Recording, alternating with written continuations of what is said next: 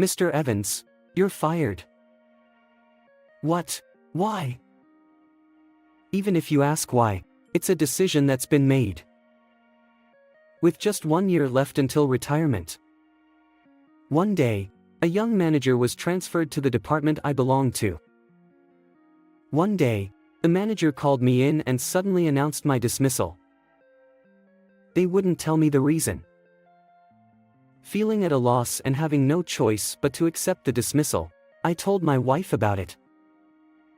And the next day, when I went to pick up my belongings at the company, the office was in an uproar. "My name is James Evans. I'm just a mediocre employee at a securities firm. I switched to this firm when I was 30. And for 29 years since then, I've worked tirelessly for the company. I had just 1 more year until retirement." "Evans, about this handover. Let's see, is it about the clients here?" "Yes. I've taken over from you, but I was wondering how best to handle it. It's best to have thorough discussions with these clients. Since it's not small-scale transactions but large ones, they're also cautious. If we can address their concerns in our meetings, we can smoothly carry out the transactions." "I see, I understand. Thank you very much." With retirement approaching, I was handing over my responsibilities to my subordinates. With just 1 year left, the system was in place for me to focus on internal work, and I was finally relieved to have completed a phase of work. One day, there was a person transferred to our department from a different city. When I saw the person escorted by the branch manager, it was a young employee. I thought, a new recruit transferred at this time. That's rare, and as the employee who had just been transferred was introduced by the branch manager. "We have a new department manager transferred to our department this time. His name is Tom Green. Let's have him introduce himself. I have been transferred to this department and appointed as the manager. I'm Tom Green. I'm still young, but I'll do my best to lead everyone like my father, who leads this company. Everyone, I'm counting on you." Hearing the surname Green, I remembered the existence of the president's son. He was indeed the president's son. As the president's son, I understood that he had obtained the exceptional position of manager at the young age of 25. This document is hard to read. Who made this document? Yes, it was me, but why is this document formatted like this? Can't it be made more readable? This document has been decided to be created in this format from before, so I've been creating it like that. Ha! Even if it's been like that before, can't it be revised? If it's hard for me to read, I think it would be even harder for my father, who is the president. Are you going to present something like this to the president? I'm terribly sorry. Besides, if I were to become the president and presented with such a document, I would lose interest. Please create documents that catch my eye as well. He often brought up his father in conversation. Because of that new manager, he's the president's son, but he's got a bit of an overbearing attitude, doesn't he?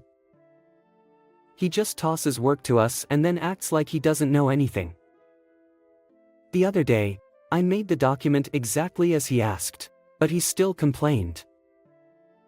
It's hard to speak up because whenever you do, he brings up his father. He was disliked by those around him. In fact, I also noticed several occasions where the manager mentioned his father during conversations.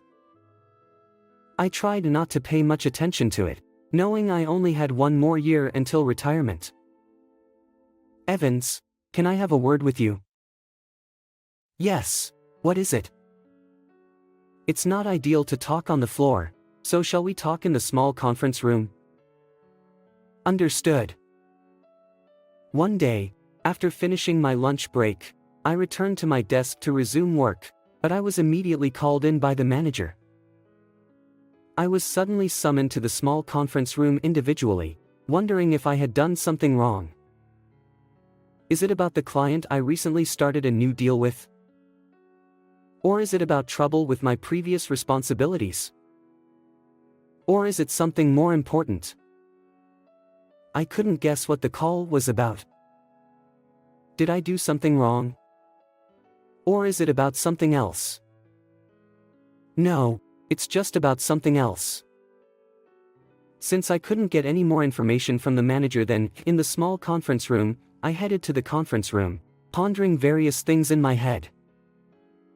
And then the manager and I entered the conference room. Well, please sit down for now. Yes.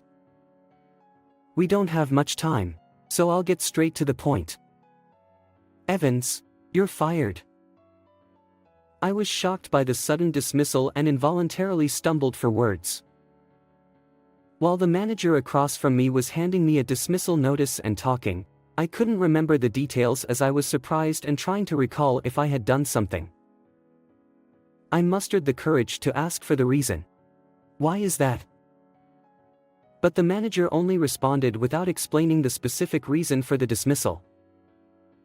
This is a decision that's been made. Despite repeatedly asking for the reason, I was only met with, because it's a decision, and brushed off. Evans, you're reaching retirement next year, so think of this as an early retirement. But I still have one more year, you know. Physically, I'm still fine for another year, and I can still work like everyone else. I've heard that the handover is already done. And besides, you're not going on field visits anymore, right? You're at an age where it's tough on your body, isn't it? But that's... Well, anyway, being fired is a decision that's been made. Leave the rest to us young folks. But I'm in trouble. For me too. Evans. Do you know who I am? If I wanted to, I could even tell the president about this. My decision is akin to the president's decision. With that, the manager left the room. Left behind, I didn't know what to do and felt vague about it. And then, afterward, I had no choice but to head home without understanding anything. What should I tell my wife? If I suddenly say something like this, I might just make her worry unnecessarily. But I have to say it. On the way home, I became increasingly weighed down by the thought of what to explain to my wife when I got back, afraid I might cause her undue worry. I'm home. Welcome back. Dinner is already prepared. Oh, I'll change and be right there. Returning home with heavy steps, I decided to tell my wife about being laid off during dinner. I have something important to tell you. Is it related to why you seemed down when you came back today? Yeah. Actually, I've been laid off from the company. Anxious, I couldn't look at my wife's face while speaking. I wondered how much I would disappoint her, and with unease, I kept my head down. But to my surprise, her response was astonishing. I'm happy. You finally quit the company. Expecting my wife to worry, I was surprised by her joyful response, and I lifted my head. You've worked so hard until now, so let's take it easy from now on. Looking at my wife's smiling face, she seemed to be in a very cheerful mood. And my wife didn't blame me at all for being laid off. Well then, I'll go to the company. Okay. I'll just go pick up my things, so I'll be back soon. The next day, I went to the office to gather my belongings. As usual, when I entered the company, the atmosphere was unusual. Who is it? Whose doing is this? Why haven't we been informed? Boss, you have a phone call. Damn. Another call in this situation? Furthermore, when I headed to my floor, the manager was panicking and shouting. Was there something this morning? The manager seems flustered, but what's going on? Oh, I just heard about it, too. It seems like one after another, our major clients are canceling contracts. And we don't know the reason. When I asked my colleague about the reason for the commotion in the office, it seemed that today, the cancellation of major clients' contracts had occurred one after another. And so, each major client's account manager had been constantly contacting those clients, and the manager had been frustrated since morning without knowing the cause.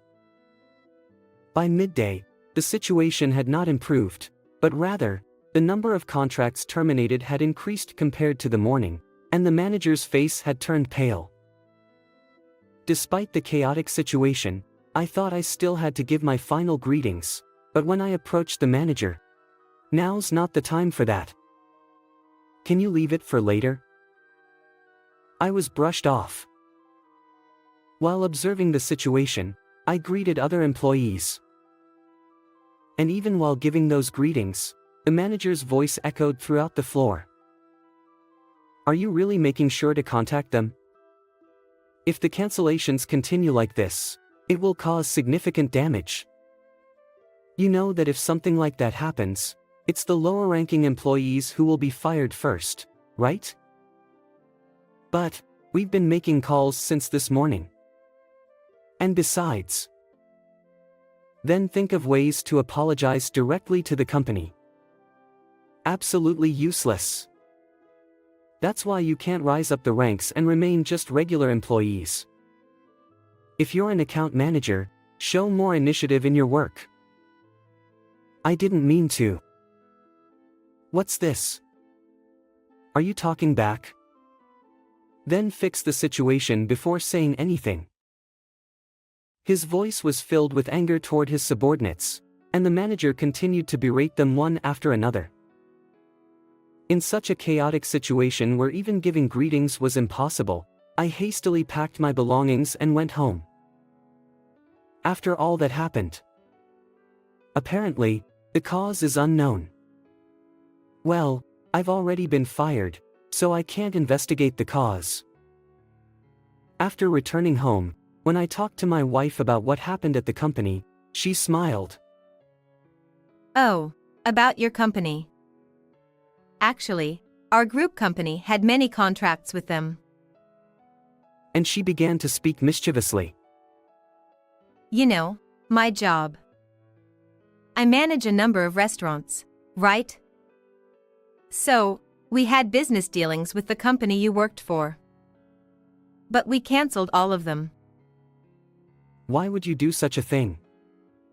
Is it because I got laid off?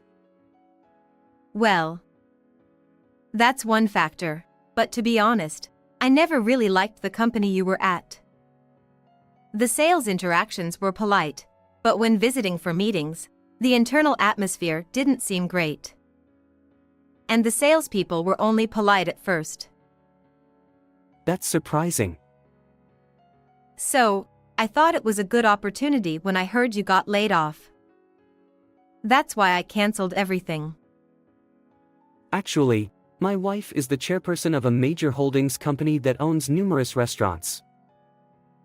These restaurants had contracts with the company I worked for, but apparently, she never really liked the company I was at, so she took this chance to cancel all the contracts at once. I couldn't hide my surprise, but honestly, I felt a bit relieved. Being forced to retire due to layoffs might not be ideal, but let's take it easy from now on. Yeah. It's a bit early, but let's relax. Exactly. You've worked hard all this time. Besides, I want to spend time with you, so I'll step down from the chairperson position. I've already decided on a successor. Despite being laid off, after working for 29 years, I had enough savings. And apparently, My wife decided to pass on the chairperson position to a successor after my retirement. We entered into an early retirement life and started to spend our days leisurely. How was this story? Don't forget to subscribe to the channel. Well then, see you in the next video.